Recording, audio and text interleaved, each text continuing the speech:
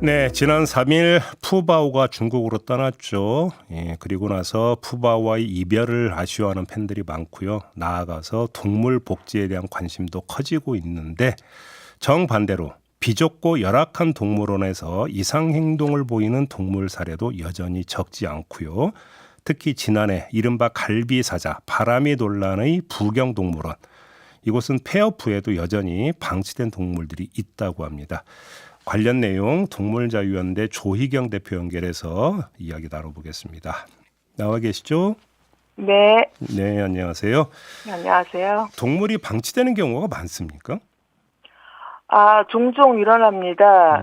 폐업하고, 방치된 채로 도망가거나 아니면 죽은 동물들을 냉동고에다가 두고 도망간다거나 이런 일들이 그동안 꾸준히 있어 왔습니다. 지난 2021년에도 또 대구에 있는 동물원에서 그런 큰 무리를 일으켰고요. 부경동물원도 지속적으로 해오던 중 이번에 더 크게 이제 문제가 된 거죠. 그럼 부경동물원의 경우 구체적으로 어떤 일들이 있었는지 좀 말씀해 주시겠어요? 부경동물원은 2013년에 개업을 했는데요. 예. 그 당시 이제 실내 동물원으로 개장을 했죠. 근데 그렇다 보니까 당시에서 또 사육 환경이라든가 동물 학대적인 체험 프로그램 등으로 문제 제기가 계속 되어 왔었어요. 예. 그리고 또 먹이를 충분히 주지 않은 상태에서 관람객들이 먹이 주기 체험 프로그램을 하게 한다던가 하는 이런 문제점들이 계속 있어 왔고, 예. 최근 들어서는 이제 운영난으로 인해서 제대로 관리가 더 안 돼서 일명 갈비사자 사건으로 해서 또 한 번 이제 공분을 사는 이런 형태에 있었죠. 예. 그러면 현재 부경동물원에 동물이 몇 마리나 지금 남아 있는 거예요? 그리고 어떻게 지내고 있습니까? 지금 현재 저희가 3월에 방문했을 당시 기준으로 13마리가 남았습니다. 근데 이제 1월 달에는 16마리라고 했는데 계속 이제 한 달에 한 마리로 죽어나가는 꼴이잖아요. 현재 이제 13마리의 이제 백호, 사자, 타조 이런 동물들이 있는데 백호도 2마리였는데 한 마리가 이미 심장 이상으로 죽은 상태이고 남은 한 마리도 죽은 애와 동일한 질병 상태로 지금 있는 걸로 알고 있습니다. 그래요? 예.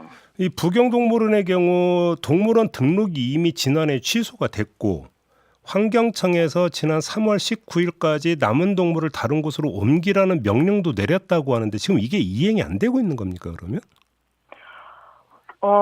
일단 옮길 곳이 없는 거죠. 이 사람이 소유권을 포기하지 않기 때문에 예. 제일 중요한 거는 소유권을 포기해야지 다른 동물원들이라든가 아니면 보호시설에서 이 동물들을 이제 구호 조치할 수 있고 돌봄을 할 수가 있는데 예. 소유권을 포기하지 않은 상태에서 다른 곳으로 이관을 해봤자 그 다른 기관에서 이 동물을 잘 돌본다면 이 사람한테 다시 돌려줘야 되는 이런 상황이 되다 보니까 그쪽 입장으로서는 이제 소유권 포기 안 된 상태에서 데려가기 어려운 상태이고 현재 부경동물원 대표는 다른 곳 동물원에 기증할 예정이다. 하지만 다른 곳이라는 곳이 아직 만들어지지도 않은 곳이고 건축 허가도 나지 않은 곳이에요. 그렇기 때문에 언제 옮길 수 있을지 이런 것들이 다 지금 불투명한 상태이고요. 네. 더 문제는 부경동물원뿐만이 아니라 이 사람이 운영하고 있는 대구에도 지금 동물원이 있습니다. 예. 거기에는 또 개체수가 더 많아요. 지금 250여 마리가 있는데 이런 총체적인 문제를 가지고 있어서 이렇게 많은 동물들을 다른 곳에서 아무 대가 없이 보호 관리해 준다는 것 자체가 어려우니까 빨리 소유권을 포기해야만이 옮길 수 있는 형태다 이런 말씀을 좀 드리겠습니다. 그러면 지금 동물보호법에 보면 학대가 있었던 경우에는 소유자로부터 동물을 격리할 수 있다고 되어 있다는데 이 법을 적용할 수는 없는 겁니까? 그 법의 경우 사실은 반려동물에 한정돼 있습니다. 그렇기 때문에 지금 그런 야생동물이라든가 아니면 간혹 이제 축산농장에서도 이상한 형태의 학대 행위가 발생을 해요. 이랬을 때도 이제 보호 조치가 하기 어려운데, 근데 야생생물법에도 고의로 먹이를 주지 않거나 질병에 적절한 조치를 취하지 않을 경우 처벌할 수 있는 규정은 있습니다. 처벌할 수 있는 규정은 있지만, 이번 갈비사자의 사례처럼 사실 동물이 극심한 고통에 있는 상태였을 때 두고만 보지 않고 주변에서 이렇게 돕지 않습니까? 예.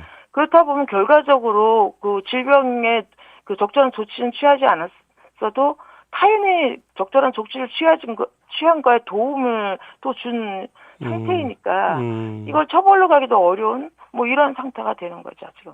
그럼 바람이는 어떻게 옮겨줄 수 있었던 거예요? 바람이 같은 경우도 이제 워낙 그 논란이 되니까 예.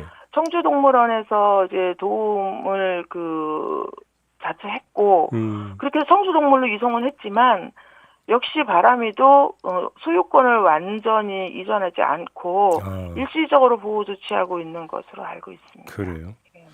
자, 지금 전국에 동물원이 한 110개 정도 있다면서요. 그 가운데 네. 그 90곳이 민간 동물원이라고 하던데, 그러면 지금 민간 동물원에서 그러니까 동물 관리 실태가 상당히 부실할 수도 있다. 혹시 이런 가능성이 있을까요? 아니면 부경 동물원이라든지 아주 특정한 몇 군데에서만 나타나는 현상이라고 봐야 되는 걸까요?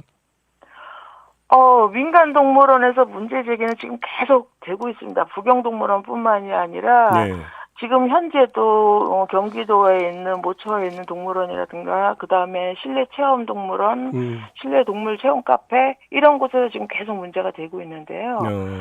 문제는 동물원은 사실은 수익 사업이 될 수 있는 사업 구조가 아닙니다. 그래서 대기업이라든가 아니면 지자체가 운영하는 공공동물원 이런 곳은 이제 지역 문화 사업의 일환으로 지자체가 투자를 하기 때문에 기본적인 것들이 운영 가능할 수 있도록 이제 계속 개선해 나가긴 하는데 민간 동물원일 경우는 그 부족한 재원 마련을 위해서 동물 체험 학습이라든가 아니면 동물 쇼라든가 이런 여러 가지 동물 학대성 프로그램을 가지고 운영을 하고 그 사업을 계속 유지하기 때문에 계속 문제 제기가 될 수밖에 없는 이런 구조이고요. 그렇다 보니까 이런 부경 동물원뿐만 아니라 많은 동물원에서 계속 문제 제기가 되고 있는 상태입니다. 그러면 마지막으로 해법이 뭐라고 보세요? 우선은 동물원 허가 조건 지금도 많이 이제 개선을 해서 강화되기는 했지만 그러나 더 강화시켜서 동물원 허가 조건을 까다롭게 할 수 있도록 해야 되고요. 문제가 발생했을 때에는 얘네들을 이제 몰수 조치해서 더 이상 그 동물이 거기서 방치되거나 제대로 관리되지 않도록 하는 이런 기준 마련이 지금 필요하다고 봅니다. 법률 개정이 좀 필요하겠네요, 그러면. 예, 그렇습니다. 알겠습니다. 자, 오늘 말씀 여기까지 드려야 될 것 같네요. 고맙습니다. 네, 감사합니다. 네, 조희경 동물자유연대 대표였습니다.